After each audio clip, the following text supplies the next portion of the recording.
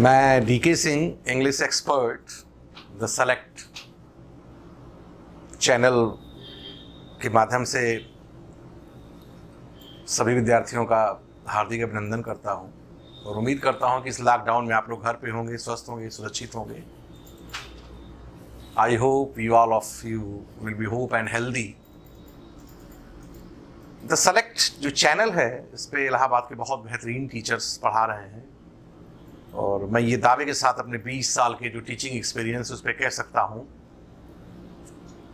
कि अगर इन वीडियोस को आप देखेंगे, आगे चल के यहाँ पे लाइव क्लासेस भी शुरू होने वाली है, तो ऑफलाइन के अलावा ये एक बेहतरीन ऑप्शन है आपके लिए, जिसमें कोई डाउट नहीं है। इस चैनल पे मैं डीके सिंह, बहुत सारे स्टूडेंट्स हमें जानते भी हैं। फॉर द लास्ट 20 ईयर्स मेरा अध्यापन का कार्य चल रहा है और इंग्लिश एक्सपर्ट के रूप में मैं उम्मीद करता हूँ कि कुछ वीडियोस आपके सामने हम लोग उपलब्ध कराएं ताकि आपके घर पे बैठे, अपने कमरे में बैठे इसका लाभ ले सकें। और हमारे जो अन्य इस चैनल के टीचर्स हैं, they are very competent, they are very learned, चाहे वो इंग्लिश हो, चाहे वो जीएस हो, चाहे मैथमेटिक्स हो या अन्य विषय हो। मैं पूरी उम्मीद करता हूँ कि ऑफलाइन के अलावा पूरा मटेरियल इस पर आपको मिलेगा और आप इस चैनल के द्वारा अपनी स्टडी को एक मुकम्मल अंजाम दे सकते हैं। मैं इंग्लिश एक्सपर्ट के नाते एक छोटा सा वीडियो, एक छोटा सा टॉपिक आपके सामने रख रहा हूं। वैसे तो तैयारी की अगर बात किया जाए तो there is one question, how should I prepare English language for all the competitive exam. सभी कॉम्पिटिटिव एग्जाम में इंग्लिश की तैयारी कैसे करें। स्टूडेंट्स परेशान हैं, कैसे मैं वर्ड पावर पढ़ें, कैसे ग्रामर पढ़ें, कैसे कॉम्प्रिहेंशन पढ़ें। इस सब पे एक दिन मैं बहुत ही विस्तार से चर्चा करूंगा, लेकिन आज मैं एक समझता हूं कि आपके सामने एक टॉपिक डालूं ताकि आप ये जानें कि एग्जाम में क्वेश्चंस बनते कैसे हैं और क्वेश्चंस को बहुत ही कम समय में कैसे हिट किए जाते हैं। और इस क्रम में मैं इंग्लिश में एक टॉपिक आपके सामने, एक छोटा सा टॉपिक मेरा आज का है, थोड़ा सा बेस लेके, थोड़ा सा हाइट पे लेके, वीडियो लंबा नहीं होगा, लेकिन एक आइडिया क्रिएट करेंगे आपके दिमाग में कि क्वेश्चंस का लेवल क्या होता है, हम कितना जानते हैं, हमें कहां पे जाना है। ये सारी चीजें आपके सामने हम रखेंगे।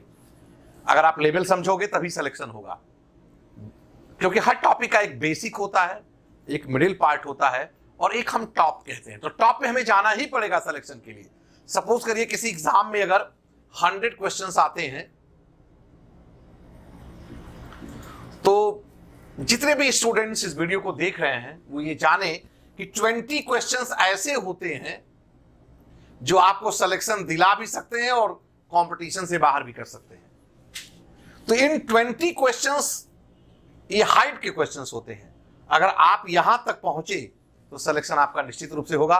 बाकी जो क्वेश्चंस होते हैं उम्मीद की जा सकती है उसको बहुत सारे लड़के अटेम्प्ट करते हैं, लेकिन जो 20 क्वेश्चंस होते हैं इनको करने के लिए बहुत ही एफर्ट्स की जरूरत पड़ेगी, एबिलिटी आपको बढ़ाना पड़ेगा, स्टडी रेगुलर करना पड़ेगा, प्रैक्टिस करना पड़ेगा, वीडियोस देखना पड़ेगा, लाइव क्लासेस को अटेंड करना पड़ेगा और तब जाके बात बनेगी। हम उम्मीद करते हैं कि जितने भी स्टूडेंट्स इस वीडियो को देख रहे हैं और तो सेलेक्ट के माध्यम से ये वीडियो जा रहा है, इसमें एक से एक प्रतिभावान टीचर्स हैं, आपको एक बेहतरीन ऑप्शन मिलेगा।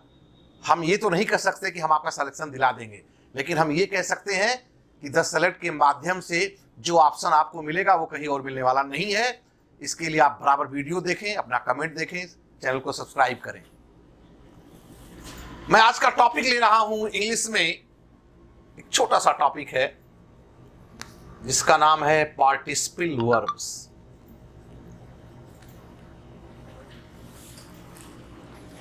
अब इस टॉपिक को 2 लेवल पे पढ़ाया जाता है। एक होता है एकेडमिक लेवल पे पढ़ाना और एक कहता है कि जब हम कंपटीशन लेवल पे इसको पढ़ाते हैं। एकेडमिक लेवल का मतलब क्या होता है, जब हम इसको हाई स्कूल इंटर के लेवल पे विद्यार्थी को डील करते हैं, और जब हम कॉम्पिटिटिव लेवल की बात करते हैं तो हम इसमें एसएससी को ऐड करेंगे, बैंक को ऐड करेंगे, एनडीओ को ऐड करेंगे, सीडीएस को ऐड करेंगे, और वो सारे एग्जाम्स जिसमें इंग्लिश को कवर करते हैं वो कॉम्पिटिटिव लेवल है। और कॉम्पिटिटिव लेवल की ग्रामर को हम कहते हैं functional grammar. That is functional grammar. जब फंक्शन के आधार पर क्वेश्चन बनते हैं, और उस क्रम में अगर हम पार्टिसिपल वर्ब देखें और इसके डेफिनेशन की बात करें, सभी स्टूडेंट जरा समझें हमारी बात को। और जब हम इसके डेफिनेशन की बात करते हैं, बहुत ही साधारण सा इसका डेफिनेशन है कि participle verbs work as an adjective. क्या मतलब? ये एक्चुअली में वर्ब हैं, लेकिन कार्य किसकी तरह कर रहे हैं? एडजेक्टिव। आप सबको पता है कि एडजेक्टिव क्या है? Adjective is a word which qualifies the noun और प्रोनाउन। एडजेक्टिव वो शब्द है जो नाउन प्रोनाउन की विशेषता बतलाता है। लेकिन यदि कोई वर्ब एडजेक्टिव का कार्य करे तो उन वर्ब से एक वर्ब है पार्टिसिपल वर्ब्स। और हम इसके अगर काइंड्स में देखें, kinds of participle verbs, there are three kinds of participle verb.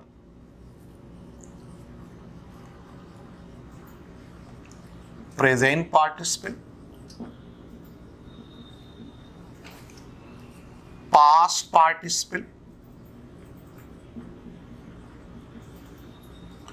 and the third is perfect participle.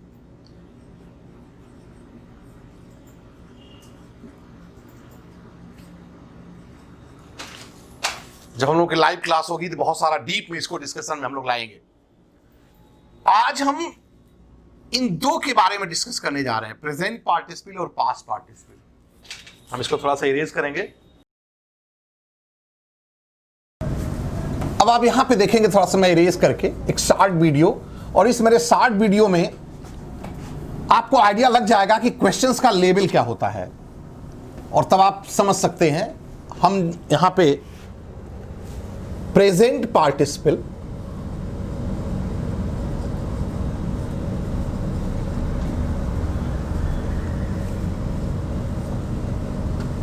और पास्ट पार्टिसिपल के अंतर को देखेंगे।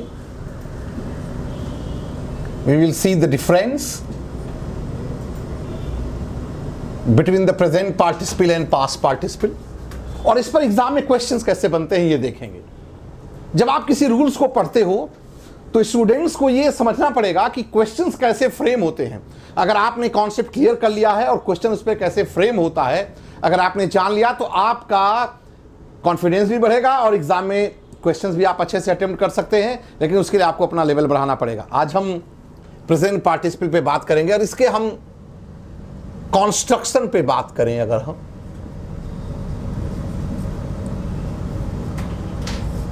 कहते हैं V plus I N G, V plus I N, किसी वर्ब में आई एन जी अगर जोड़ दिया जाए और ये एडजेक्टिव का कार्य करे, V plus I N G, यानी किसी वर्ब में अगर आई एन जी जोड़ दे और एडजेक्टिव का कार्य करे तो वो प्रेजेंट पार्टिसिपल वर्ब है। और अगर हम इसके यूज की बात करें तो present participle verb incomplete action के लिए प्रयोग में लाया जाता है। इनकम्प्लीट एक्शन यानी ऐसा एक्शन जो कंप्लीट नहीं है, इनकम्प्लीट एक्शन है। और पास्ट पार्टिसिपल वर्ब V3 यानी वर्ब की third form plus adjective, V3 plus adjective, और ये कॉन्स्ट्रक्शन हुआ इसका। और अगर हम यूज की बात करें तो ये पास्ट पार्टिसिपल कंप्लीटेड एक्शन की बात करता है। हमने बताया था कि पार्टिसिपल वर्ब जो होता है यहां पे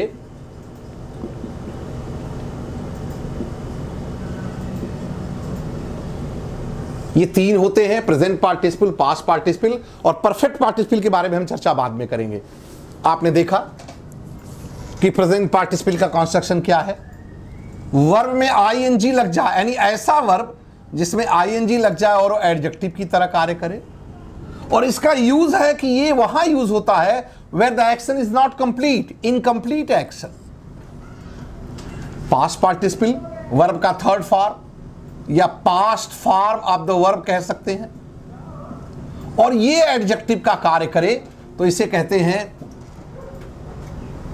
पास्ट पार्टिसिपल। और ये कंप्लीटेड एक्शन के लिए, जैसे हमने कहा कि अ बर्निंग ट्रेन,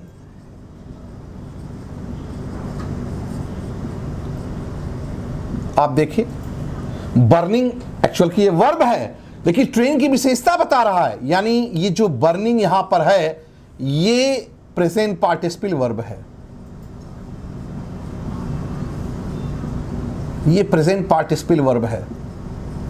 और अगर हमने कहा यहां पर ए ब्रोकन चेयर, कैसी चेयर? ब्रोकन। ब्रेक, ब्रेक का थर्ड फॉर्म ब्रोकन, और चेयर की विशेषता बता रहा है। यद्यपि ये वर्ब है, लेकिन जब ये एडजेक्टिव का कार्य करेगा तो ये पास्ट पार्टिसिपल हो जाएगा। मैं आपके सामने एक बेसिक कॉन्सेप्ट रखा कि participle verb there are three kinds, present participle, past participle और परफेक्ट पार्टिसिपल की चर्चा अभी हम नहीं कर रहे हैं। परफेक्ट पार्टिसिपल की चर्चा अभी हम बाद में करेंगे। इन दोनों के डिफरेंस को देखना है और इसमें बनने वाले question, present participle construction, verb V plus ING, verb में आईएनजी जोड़ दिया जाए और ये एडजेक्टिव की तरह कार्य करे, ये कॉन्स्ट्रक्शन हुआ। यूज क्या हुआ? ये प्रेजेंट पार्टिसिपल वर्ब वहां यूज किया जाता है जहां पे एक्शन इनकम्प्लीट होता है, V+3 या वर्ब का पास्ट फॉर्म, और ये अगर एडजेक्टिव का कार्य करे तो इसे पास्ट पार्टिसिपल कहेंगे, और इसका यूज वहां होता है जहां पे एक्शन कंप्लीटेड है। मैं आपके सामने कुछ क्वेश्चंस रख रहा हूं, अब थोड़ा सा हम इसको इरेज करेंगे या अच्छा रहने देते हैं। क्वेश्चंस हम आपके सामने एग्जाम पे आधारित रखते हैं, जरा सा देखेंगे इसको कि क्वेश्चंस कैसे बनते हैं। अगर आपके सामने हम क्वेश्चंस रखें,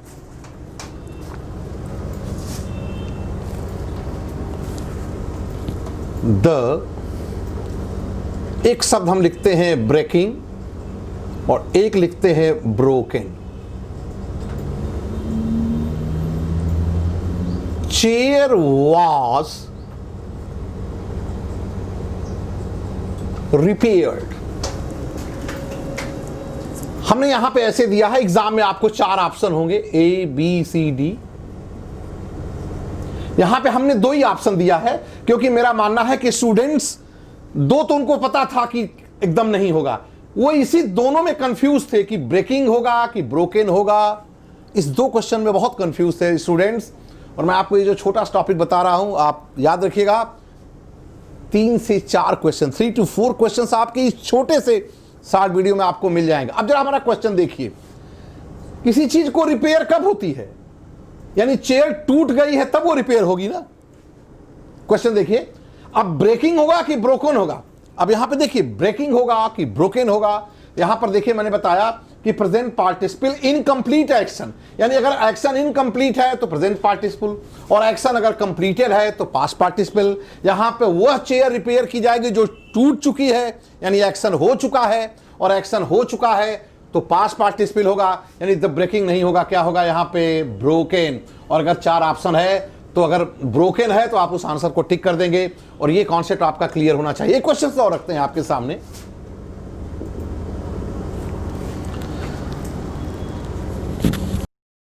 I saw him। अब देखिए यहां पे ये क्वेश्चन देखिए, यहां पे हमने ब्रेकिंग रख दिया, यहां पे रख दिया ब्रोकन द चेयर। मैंने उसे देखा क्या करते हुए? चेयर को तोड़ते हुए, यानी एक्शन चल रहा है। यहां पर कुर्सी टूटी नहीं, यहां पे तो रिपेयर वही चीज होगी जो टूट चुकी है, यानी एक्शन कंप्लीटेड है। यहां पे जब मैं क्वेश्चन रखता हूं कि आई सा हिम ब्रेकिंग या ब्रोकन द चेयर, यानी उसने देखा कुर्सी टूट रही है, यानी एक्शन चल रहा है। और जब एक्शन इनकम्प्लीट है, एक्शन कंप्लीटेड नहीं है, तो वहां पे प्रेजेंट पार्टिसिपल होगा, और यहां पे आंसर क्या होगा? बोलिए, ब्रेकिंग। एक और हम क्वेश्चंस आपके सामने रखते हैं, इससे आपके the college has introduced oriented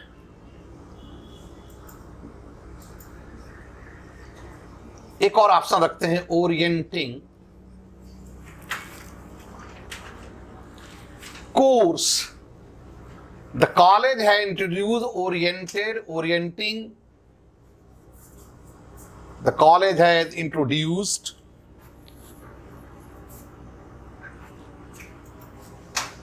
exam, यहां पे एक शब्द होगा, ये एक्चुअली एसएससी का क्वेश्चन है, तो मैं सोचता कि आपके सामने में रखूं। The college has introduced exam orienting course. अब इस क्वेश्चन को देखें आप, the college has introduced exam orienting course. आप देखिए तो प्रेजेंट परफेक्ट टेंस है, इसका मतलब कॉलेज जो है एग्जाम के अनुरूप जो है कोर्स बना चुका है, यानी उसका कोर्स बनाने का काम कंप्लीट हो चुका है। ये नहीं है कि वो कोर्स बना रहा है, सेंटेंस को ही देखिए प्रेजेंट परफेक्ट टेंस में है, इसका मतलब है एक्शन कंप्लीटेड है, यानी एग्जाम के अनुरूप, जो एग्जाम के अनुरूप उसका कोर्स है वो बन चुका है, यानी एक्शन कंप्लीटेड है। इसका मतलब जब एक्शन कंप्लीटेड हो जाएगा तो पास्ट पार्टिसिपल होगा और हमारा आंसर ये होगा, ये नहीं होगा। एक क्वेश्चन और हम रखते हैं इस पर,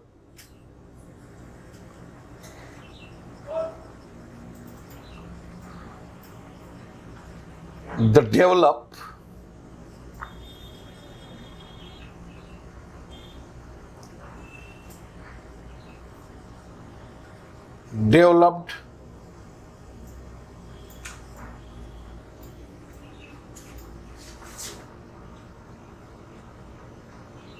countries should be given opportunity। Yes student, जरा ध्यान देंगे। क्वेश्चन है द डेवलप्ड या developing country should given opportunities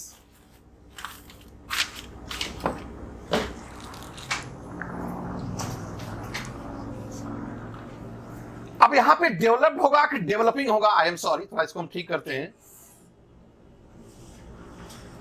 यहां पे हमारा डेवलप्ड पास्ट पार्टिसिपल है और डेवलपिंग प्रेजेंट पार्टिसिपल है। कह रहा है कि डेवलप्ड और डेवलपिंग कंट्रीज को अपॉर्चुनिटी यानी अवसर दिया जाना चाहिए। अगर हम देखें तो कंट्री, कुछ कंट्री डेवलप भी है और कुछ कंट्री डेवलपिंग भी है, इसका मतलब यहां पे दोनों आंसर सही है। यहां पे अगर देखें, यहां पे दोनों आंसर सही है, क्योंकि आप देखिए डेवलप्ड, कुछ कंट्री डेवलप भी है और कुछ कंट्री डेवलपिंग भी है, इसका मतलब यहां पे दोनों आंसर सही है। और मैं आपके सामने एक एग्जाम ओरिएंटेड क्वेश्चन रख रहा हूं, ये एसएससी का आया हुआ सवाल है। आप देखिए मैं ऊपर यहां पे सवाल लिख रहा हूं, मुझे उम्मीद है कि ये एसएससी का क्वेश्चन है, एसएससी एग्जाम में सवाल आया है। आप देखिए इसी पे आधारित एक क्वेश्चन देखिए जरा सा। Telecom sector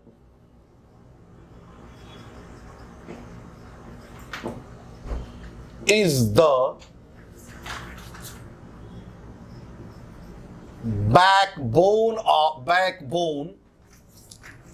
the backbone to the digital India, to the digital India, full stop। उसके बाद क्वेश्चन, इस एग्जाम का आया हुआ क्वेश्चन है, it deserves,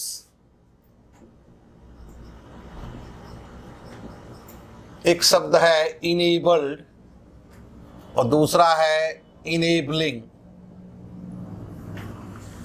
इनेबल्ड है और एक है इनेबलिंग इन्वायरमेंट।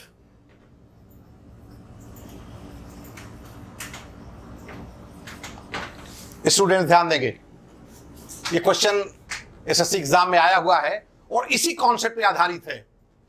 यहां पे 4 ऑप्शन थे क्वेश्चन में, मैंने सिर्फ 2 ऑप्शन ऐसे लिखा हुआ है क्योंकि स्टूडेंट्स को कंफ्यूजन था कि इनेबल्ड होगा कि इनेबलिंग होगा। मैंने 2 ऑप्शन लिखा। 2 ऑप्शन तो ऐसे थे जो स्टूडेंट समझ गए थे कि ये नहीं होगा, वो इनमें कंफ्यूज कर रहे थे।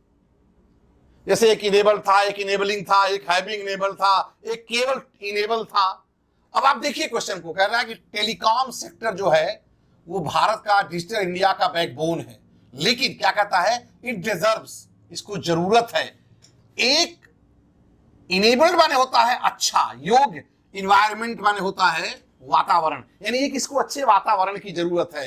तो इसका मतलब है कि ये जो एक्शन है ये अभी चल रहा है, अभी इन्वायरमेंट की जरूरत पड़ेगी, अच्छे इन्वायरमेंट की। ऐसा नहीं है कि जो डिजिटल इंडिया का वातावरण पूरा हो चुका है वो कार्य पूरा है। क्वेश्चन में कह रहा है कि telecom sector is the backbone to the digital India, telecom sector is the backbone to the digital India, it deserves, इसको आवश्यकता है। आवश्यकता माने एक्शन होने वाला है, और जब एक्शन होने वाला होगा, एक्शन इनकम्प्लीट होगा, एक्शन जारी होगा, तो प्रेजेंट पार्टिसिपल होगा। इसका मतलब इनेबल्ड नहीं होगा, क्या होगा? इनेबलिंग। और इनेबल्ड क्या होगा? नहीं होगा। और ये हमारा एक छोटा सा प्रयास, छोटा सा टॉपिक यहां पे हम कंक्लूड कर रहे हैं। उम्मीद है आप लोगों को पसंद आया होगा। आने वाले दिनों में बहुत सारे टॉपिक्स हम अपलोड करने वाले हैं, और जब ऑनलाइन क्लासेस शुरू होगी तो हमारा हर टॉपिक पे विस्तार से लेक्चर होगा, उस पर बहुत सारे क्वेश्चंस की प्रैक्टिस होगी, एक शेड्यूल बना के हम लोग पढ़ाएंगे। उम्मीद करते हैं कि आप चैनल को सब्सक्राइब करें, और ये हम लोग का एक अच्छा प्रयास है। और एक बार फिर मैं डीके सिंह, इंग्लिश एक्सपर्ट, आप लोगों को बहुत सारी बधाइयाँ देता हूं कि आप लोगों ने इस वीडियो को देखने का एक प्रयास किया है। और उम्मीद करता हूं आगे आने वाले दिनों में हम लोग की लाइव क्लासेस भी शुरू हो रही है। आप लॉकडाउन के नियमों का पालन करेंगे, स्वस्थ रहेंगे, प्रसन्नचित्त रहेंगे, और अपने परिवार का भी ध्यान रखेंगे, साथ साथ अपनी पढ़ाई भी जारी रखेंगे। और आपकी पढ़ाई में, आपके सिलेक्शन में ये हमारा दो सेलेक्ट जो चैनल है ये बहुत ही अच्छा साबित होने जा रहा है। Thank you, bye bye boys.